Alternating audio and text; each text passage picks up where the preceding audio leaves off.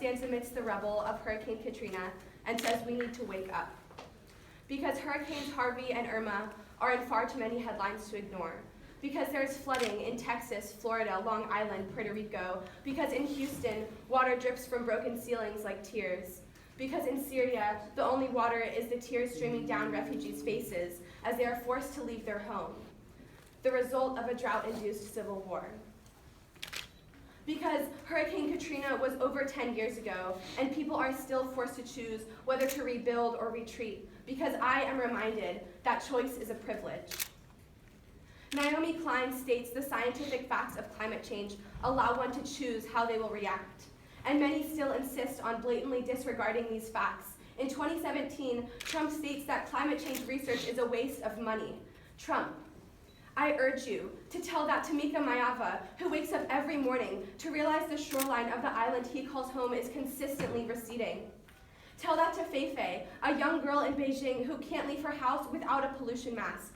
Tell that to Danielle, who lives in fear of the Pacific Connector pipeline destroying the river that runs near her home, the river that is her everything. Because we need to wake up. The US pulls out of the Paris Climate Agreement. Wake up. Media commentators speak of compassion fatigue. Since when does compassion have a limit? Wake up. An anti-environmental politician pounds his fist on a table. It shakes. The whole world shakes. Wake up. Because we won't rest until ash ceases to swirl in the sky like raindrops, until the only water rushing is glistening through streams, waterfalls, rivers, oceans, until we shift from caring about paychecks to caring about people. Until we can see empathy, dripping like honey, swinging from trees, spreading like ice in the Arctic, until we can lay on the earth and let compassion encircle us like a blanket of blue sky. Wow, that's fabulous. Can I get a copy? Yeah, Can I get a copy? Take That'd this be one great. if you want. Yeah. Thank you.